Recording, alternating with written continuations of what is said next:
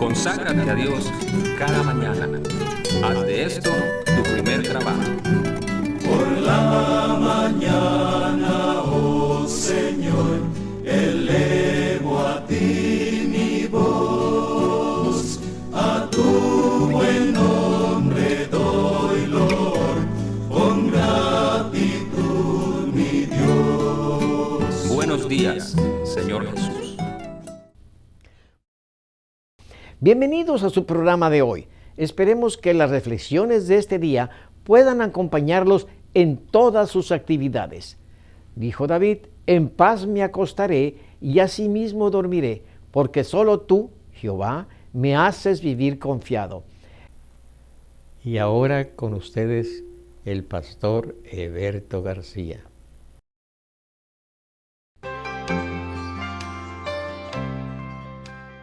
Gracias por acompañarnos, amigos. Les invito para que juntos, inclinando el rostro, pidamos la bendición de nuestro Padre. Querido Dios y Padre nuestro, te agradecemos la bendición de poder elevar nuestro pensamiento a ti.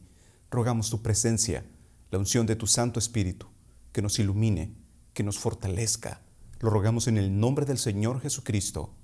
Amén. Amigos, el texto para hoy está en el libro de Oseas, capítulo 12, y vamos a ver el versículo 10. Y he hablado a los profetas, y aumenté la profecía, y por medio de los profetas usé parábolas. Muchas personas ven el ministerio de los profetas como algo puramente privilegiado. Y aunque sin duda el don de la profecía es un privilegio, sin embargo, conlleva una alta responsabilidad. Está de más decir que el profeta vivía lo que predicaba, porque incluso muchas veces el profeta mismo era el mensaje. Recibía misiones desafiantes, una responsabilidad presentada a través de su persona como profeta, como individuo.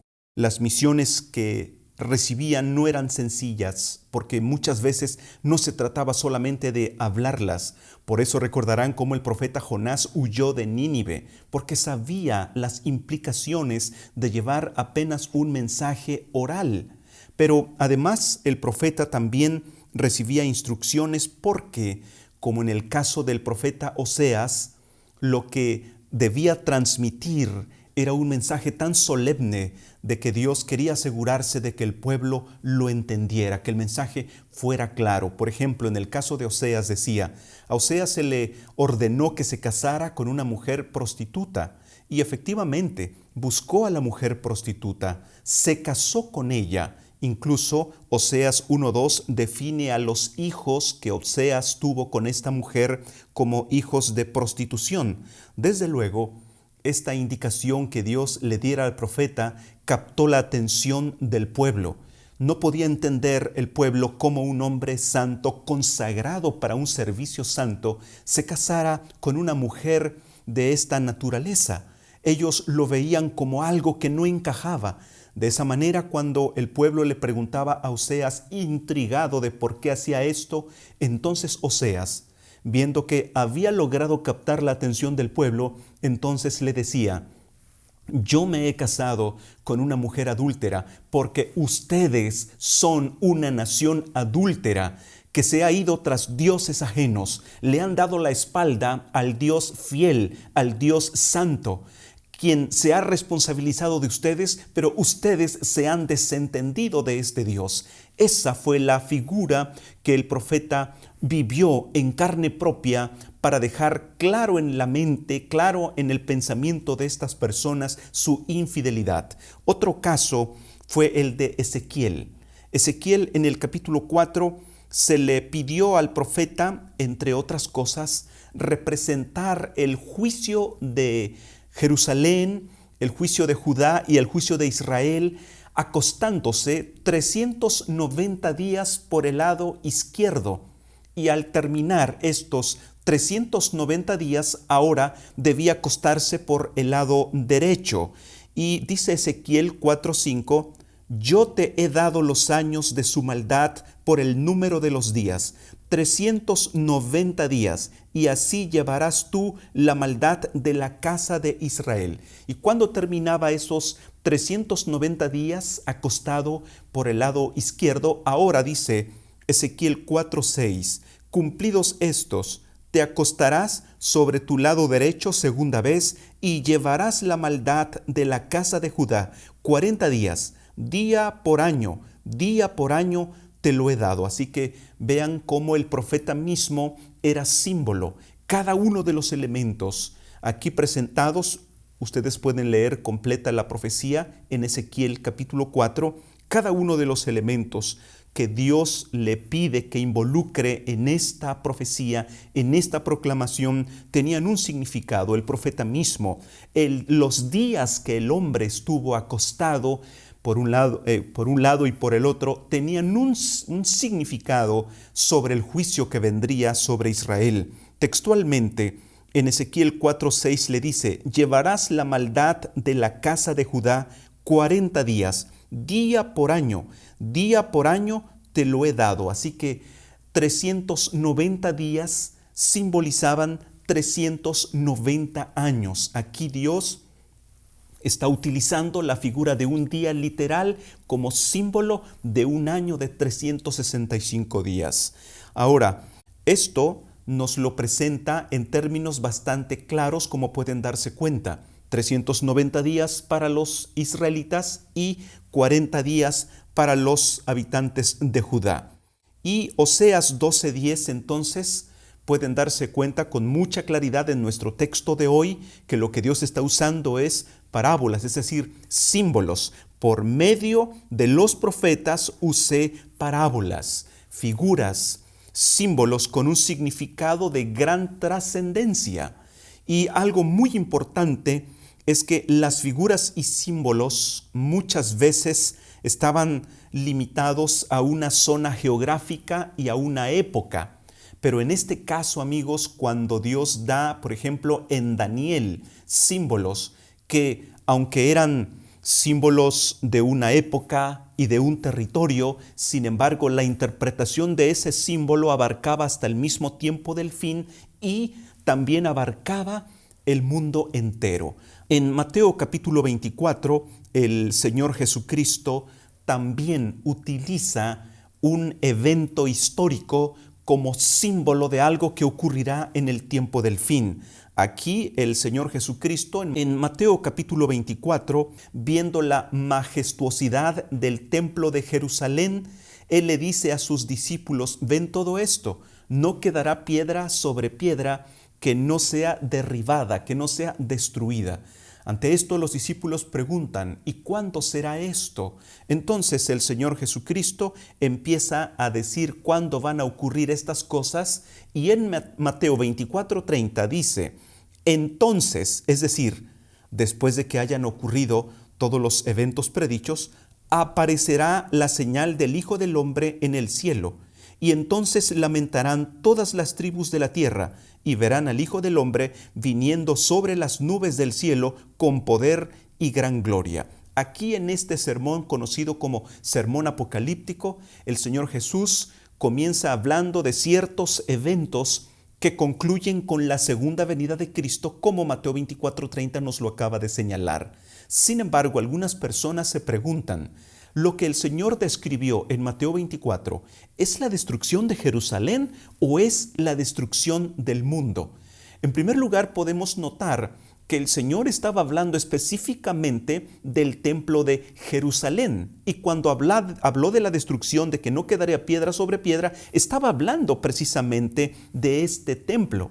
Pero este sermón de Mateo 24 también lo registra Lucas 21.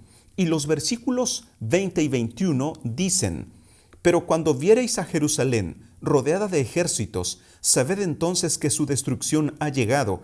Entonces los que estén en Judea huyan a los montes, y los que en medio de ella váyanse, y los que estén en los campos no entren en ella. Ahora, este pasaje que, como les decía, es una repetición del sermón del capítulo 24 de Mateo, nos dice todavía más que el Señor estaba hablando de la destrucción de Jerusalén.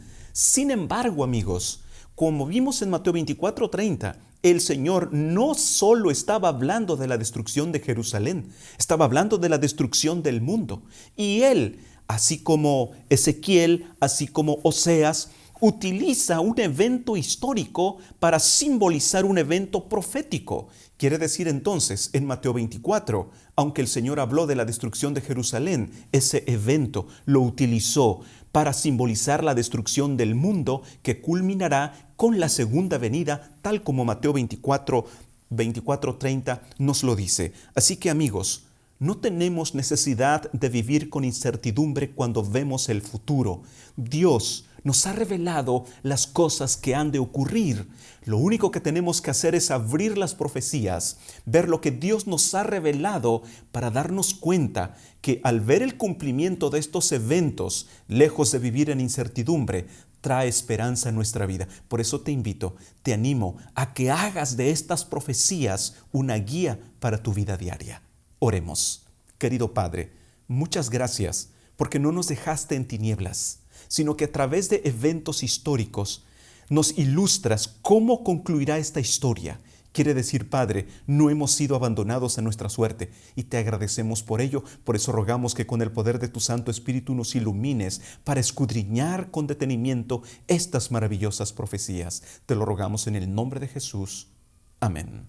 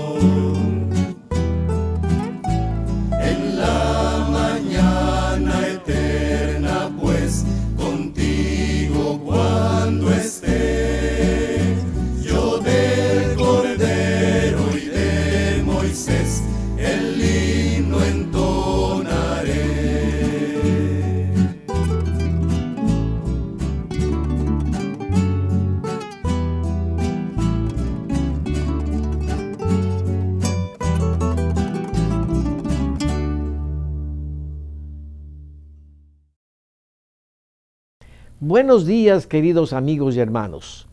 Gracias por sintonizar su programa Buenos días, Señor Jesús.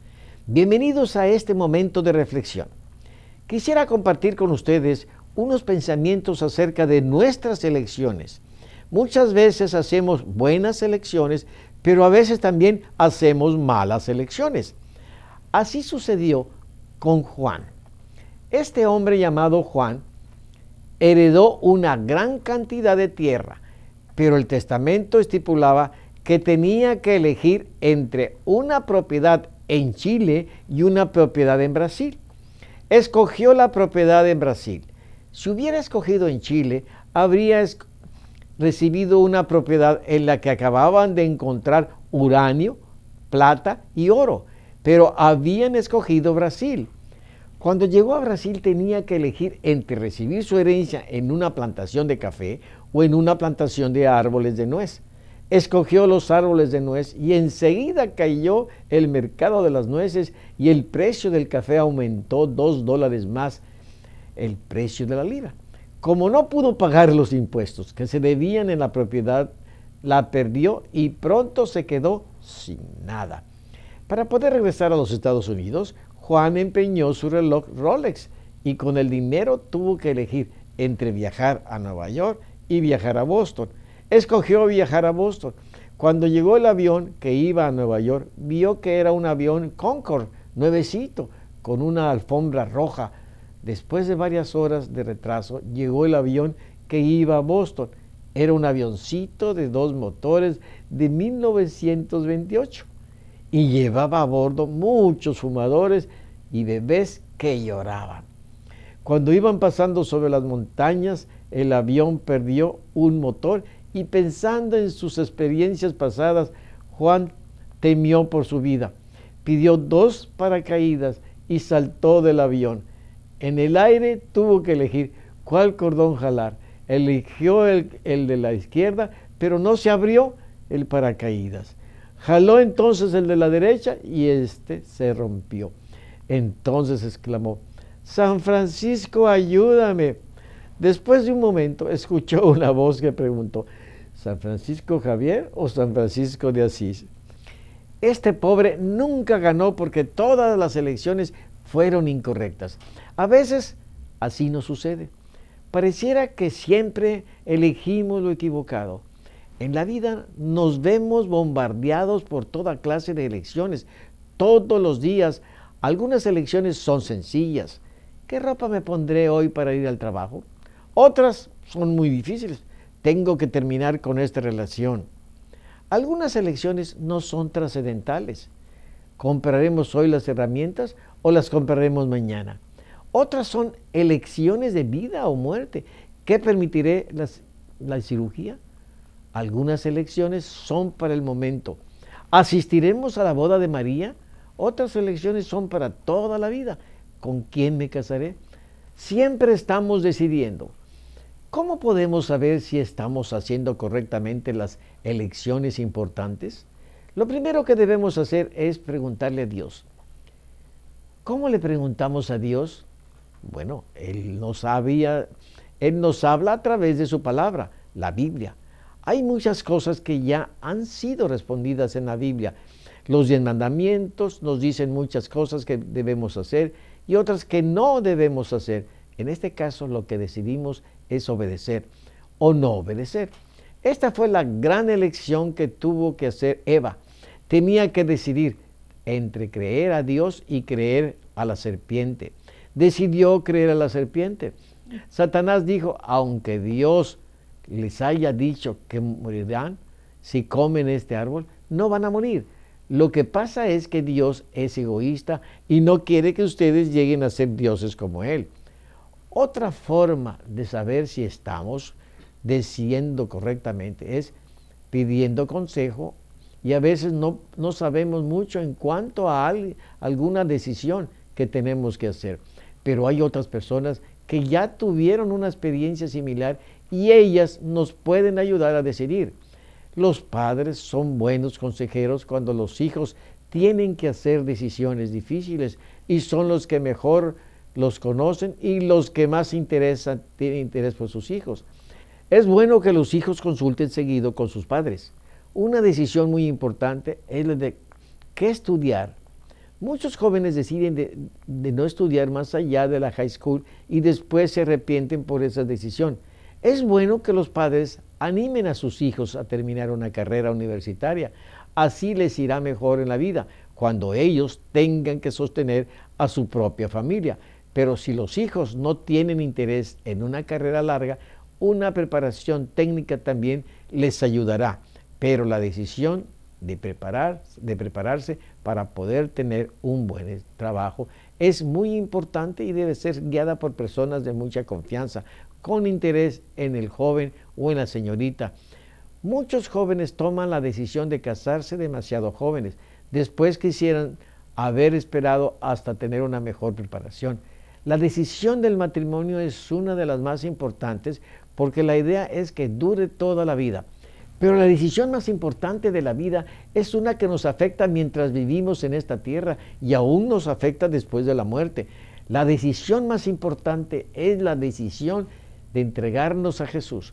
Para muchos es una decisión fácil porque sus padres son cristianos y ellos han sido criados con una fuerte fe en Dios. pero para otros no es una decisión fácil. Sin embargo, es la decisión más trascendental de todas. Tenemos dos razones por las cuales Dios nos ha permitido la vida. Nosotros elegimos. La primera razón es para que elijamos vivir con Jesús para siempre. Si lo acepto como mi Salvador personal y decido obedecer su voluntad, entonces tengo la vida eterna. Habrá valido la pena todo lo que dejé de hacer con tal de hacer la voluntad de Dios. La segunda razón por la cual Dios permite que esté vivo es para que cuente a todos del amor de Dios y que les inste a aceptar la salvación. Pero la decisión de hacer la voluntad de Dios es mía. Cuando decidimos seguir a Jesús, no siempre es fácil. También tiene sus riesgos. Algunos pueden rechazarnos por ser cristianos. Otros pueden tratarnos mal. Otros estarán felices de que lo somos mientras no les hablemos de nuestra religión. Decidir seguir a Jesús implica cambios en nuestra vida. A veces los cambios son drásticos, pero no debemos desanimarnos. Dice el canto, he decidido seguir a Cristo. No vuelvo atrás, no vuelvo atrás. Aunque a veces encontremos problemas, no hemos de volver atrás. Cuando tengamos problemas, Dios nos ofrece su ayuda. Si escogemos a Jesús primero, las demás decisiones serán más fáciles porque tendremos su ayuda para elegir correctamente. Al final de la jornada de la vida, uno tiene tiempo de sentarse y reflexionar en todo lo que uno ha hecho, en lo que uno ha experimentado, en lo que uno ha aprendido con cada incidente de la vida. Se adquiere un poco más de sabiduría. Sería muy conveniente comenzar la vida con el conocimiento que hemos adquirido al transitarla, pero todos comenzamos sin experiencia. Mi consejo a los más jóvenes es: acérquense a sus padres, acérquense a los más viejos, acérquense a los que tienen más experiencia y pídanles consejo. No traten de aprenderlo todo en cabeza propia. Hagan uso del aprendizaje vicario. Aprendan de los demás lo que han tenido que aprender a los golpes y les irá mejor en la vida. Que tengan una buena jornada, que Dios les bendiga y que les ayude a hacer buenas elecciones. Ahora sí estamos listos para enfrentar nuestros deberes. Pero antes, nuevamente aparecen en pantalla los capítulos del año bíblico. Si usted está tratando de terminar de leer la Biblia en un año, tome nota. Gracias por estar con nosotros en esta ocasión. Que Dios les bendiga. Nuevamente les esperamos el día de mañana.